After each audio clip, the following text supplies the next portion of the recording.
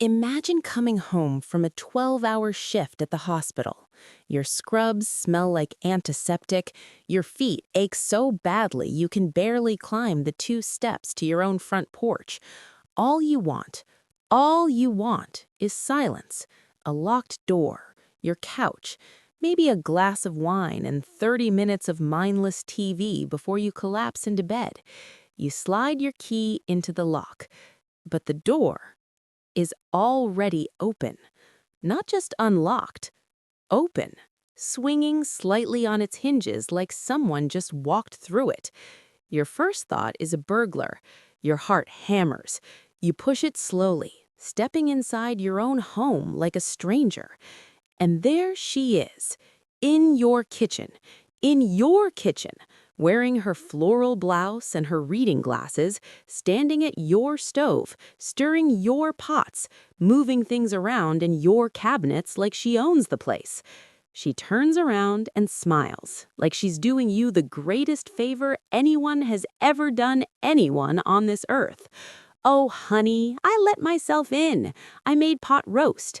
You looked tired at church on Sunday, and I just thought you need a home-cooked meal." And here's the thing that will absolutely destroy you. You say thank you. You say thank you. Because it's only the third time, and you don't yet know what's coming. Stay with me, because what I eventually found in my own bedroom will change everything you think you know about this woman. My name is Claire. I'm 34 years old. I'm a pediatric nurse at St. Joseph's in Cincinnati, Ohio. I work 45 to 50 hours a week. I care about people for a living. That's not a complaint. I chose it. I love it. But when I come home, I need that home to be mine. I met my husband, Daniel, when we were both 27. He was kind, funny, thoughtful, the sort of man who remembered the name of your childhood dog after you mentioned it once. We dated for 2 years, engaged for 1, married in October, on a day when the leaves in the backyard of his parents' house turned orange and red and fell like something out of a movie. It was perfect. His mother, Patricia, Pat, she insisted, was lovely at the wedding.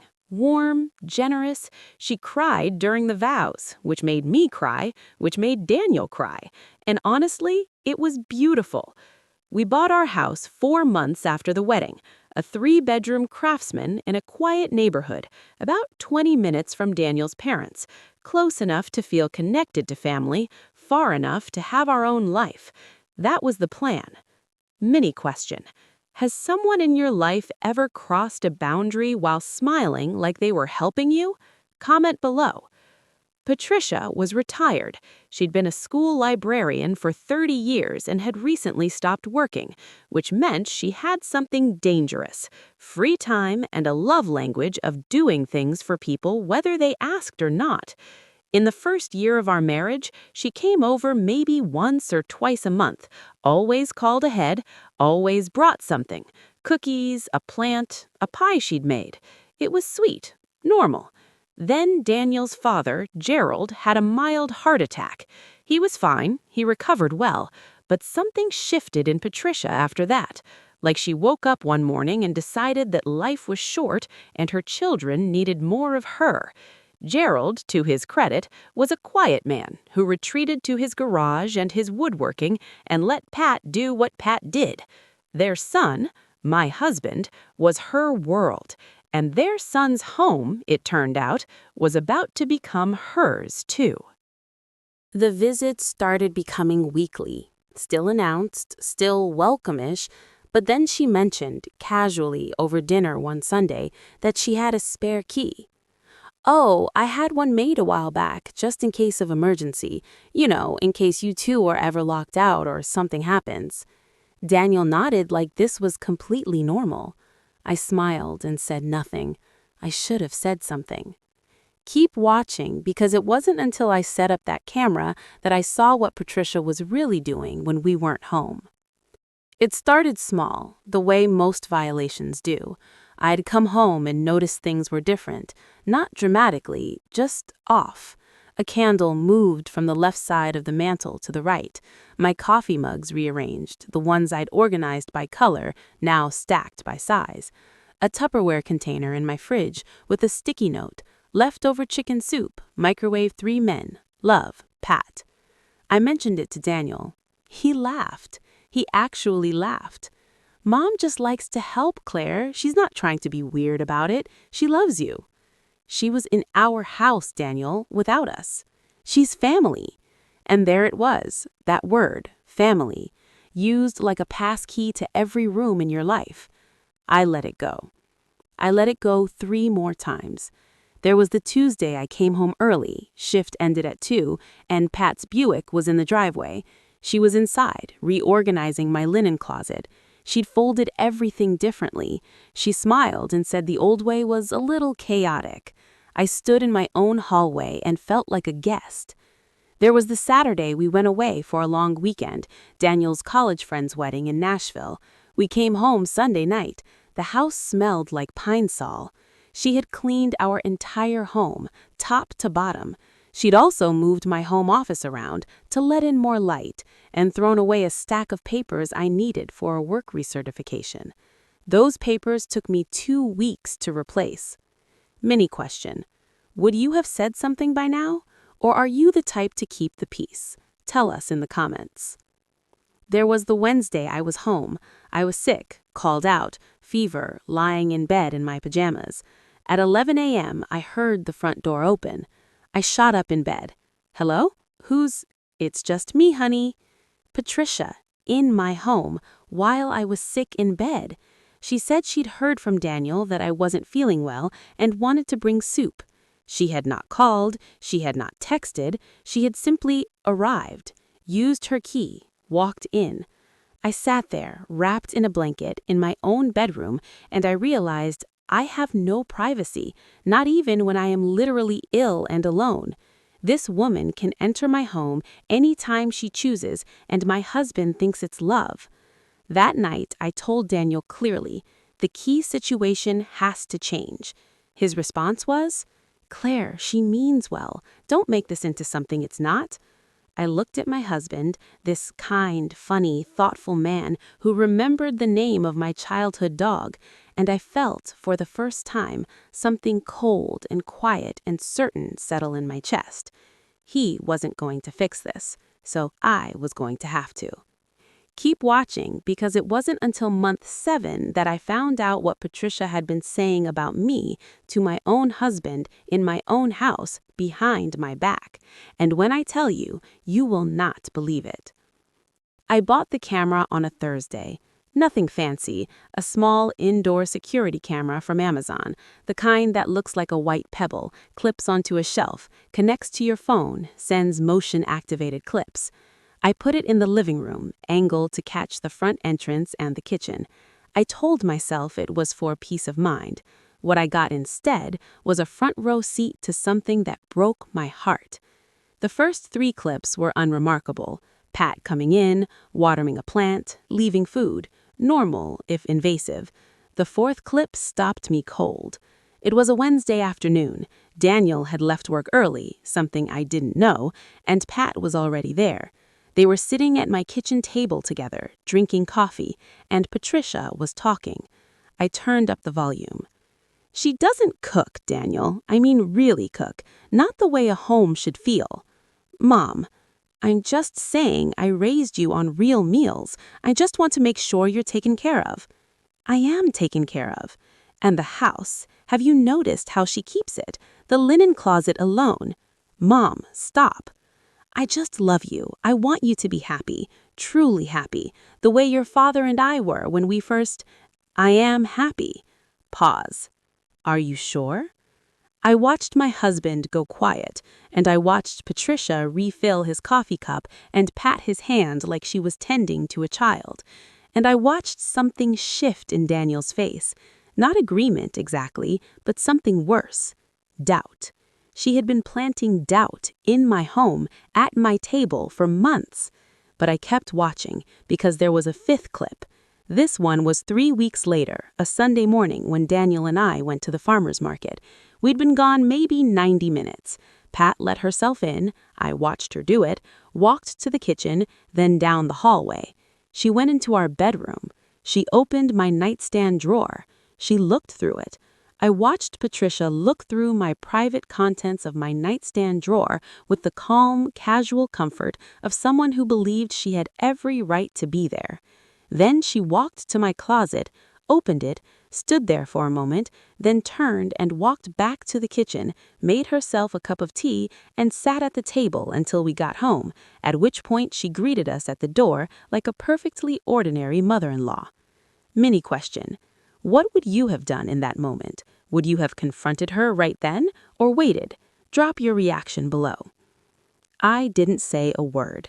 I sat across from her at lunch, ate my salad, laughed at her stories about Gerald's bird feeder, and felt the plan forming in my mind like ice crystallizing in still water. Clear, precise, inevitable. Don't go anywhere, because what I did next I planned for 3 weeks, and every single step, absolutely perfect. I want to be honest with you about something, because I think it's important. I cried. Not at Patricia. I cried alone, in my car, in the hospital parking garage, on my lunch break, 3 days after I watched that footage. Because this wasn't just about an intrusive woman. This was about my marriage, about the person I had chosen to spend my life with, who sat at that table and let his mother call me inadequate and went quiet. I grew up with a mother who worked 2 jobs, who didn't always make it to my recitals, who sometimes forgot to sign my permission slips, who was tired in a way that never really went away, but she loved me fiercely, and she always respected that I would one day build my own life. Patricia had a different philosophy. Her son's life was an extension of hers, and his wife, me, was a variable to be managed. I called my best friend Mel that night. Mel, who has known me since college, who was my maid of honor, who once drove 4 hours in a snowstorm to sit with me when my dad was in the hospital. She went through your nightstand? Yes. Claire, I know. What are you going to do? I was quiet for a moment. Something she will never forget. Mel was quiet too. Then, do you want help? And I loved her so much in that moment, because the answer was yes. Mini question. Do you have a Mel in your life? Someone who shows up no matter what? Tell us about them in the comments. I also want to tell you about the conversation I had with Daniel, not the confrontational one, that came later, but a quiet one on a Sunday evening when we were sitting on the porch and the fireflies were out, and it felt almost like the early days. I said, "Do you trust me?" He looked at me. "Of course I do." "Do you think I'm a good wife?" "Claire, what's this about? Just answer me, honestly." He took my hand. "You're a wonderful wife. You're strong and smart, and you work so hard, and you love this family." I nodded. I squeezed his hand back, and I thought, good, because you're going to need to remember you said that. Step 1. The locksmith. On a Tuesday, while Daniel was at work, I called a locksmith, a good one, recommended by a neighbor. He changed every lock in the house: front door, back door, side garage entry. New deadbolts, new keys, new everything. I had 2 keys made, one for me, one for Daniel. Not 3, 2. When Daniel came home and I handed him his new key, he looked at it, then at me. "What's this?" "New locks." "Why?" "Because it was time." He started to say something about his mother. I cut him off. "Daniel, I have something I need to show you." I sat him down on the couch and I opened my phone and I played him the footage.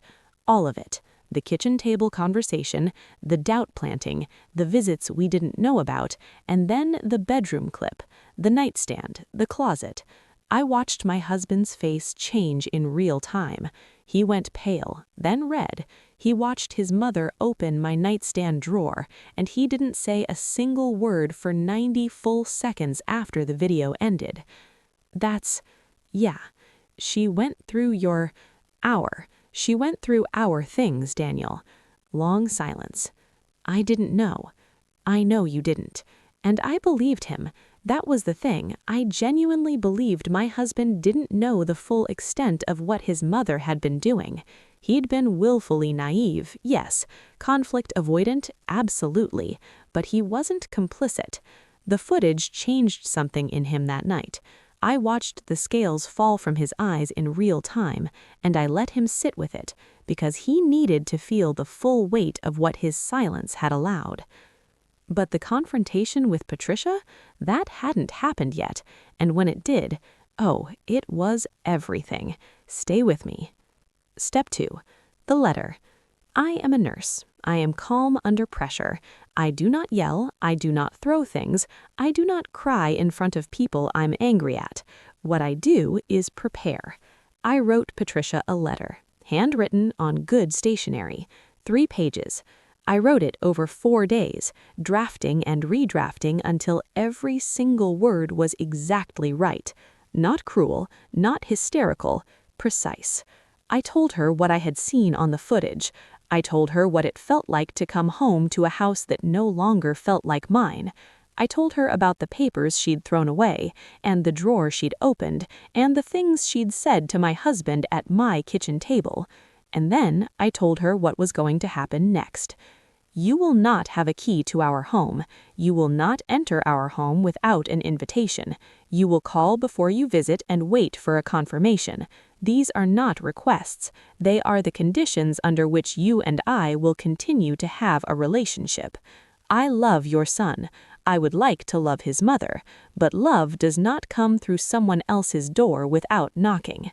I signed it with my full name, Claire Ann Matthews, maiden name included. Mel helped me seal it. Step 3. The delivery. Daniel agreed to come with me. That surprised me, honestly. I had expected resistance, but something in him had solidified after watching that footage. He called his mother and asked her to meet us at her house that Saturday afternoon, said we needed to talk.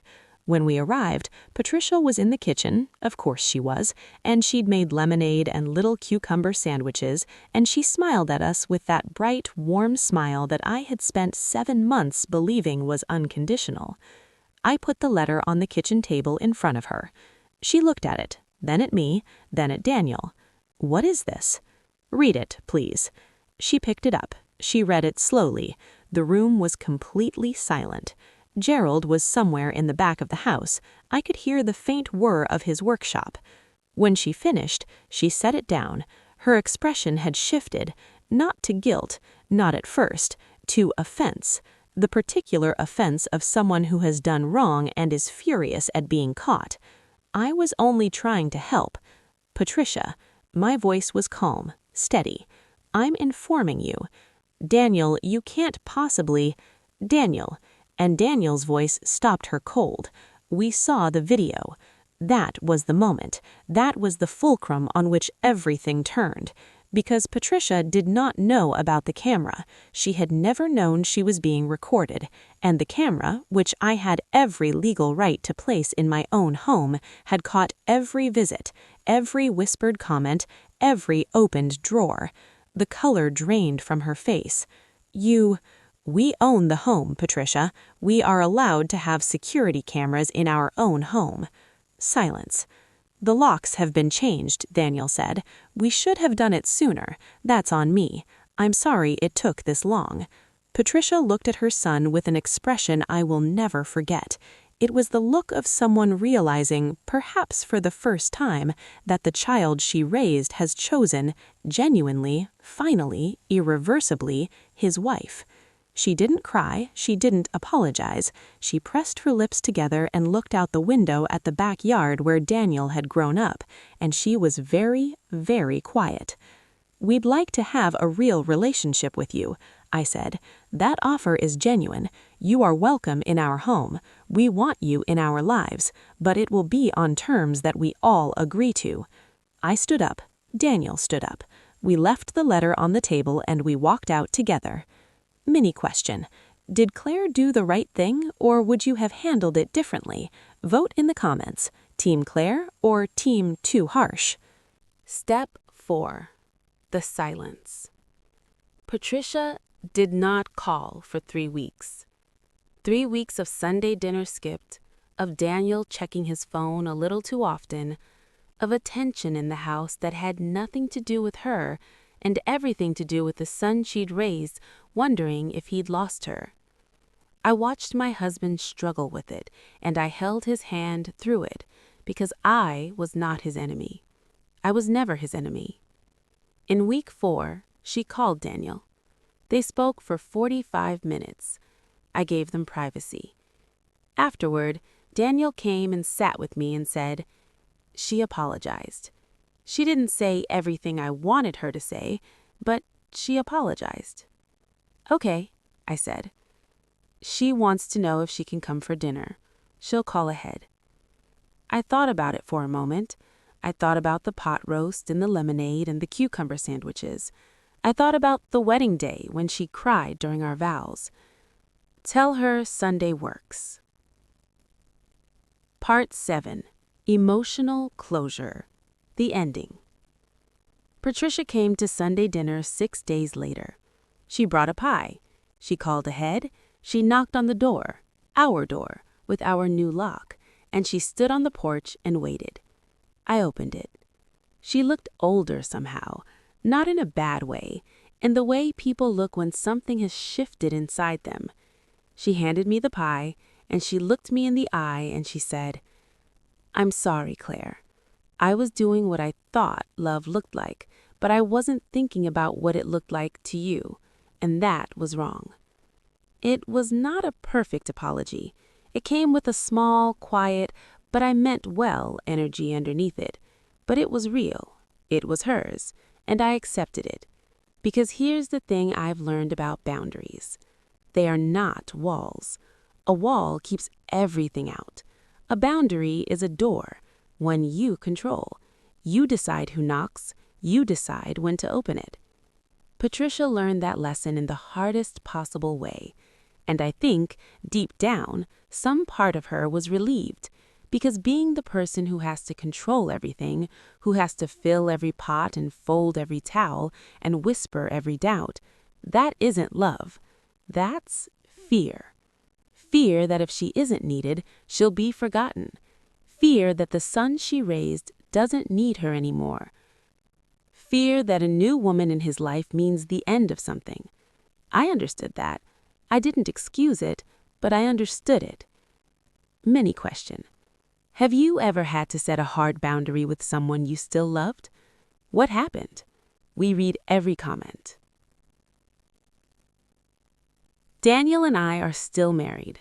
Happily, I'd say, more honestly than I could have said it 18 months ago, because the thing that almost broke us made us build something sturdier. We had the conversations we'd been avoiding. We set the rules we'd been afraid to say out loud. We chose each other, not once at a wedding, but again and again in the ordinary Tuesdays and difficult Sundays. Patricia comes to dinner every few weeks now. She calls ahead, she knocks, sometimes she brings pie. She has never asked for a key, and I have never offered. Our home is exactly that. Ours. The camera is still up, by the way. It points at the front door. Just in case. Outro viewer retention close.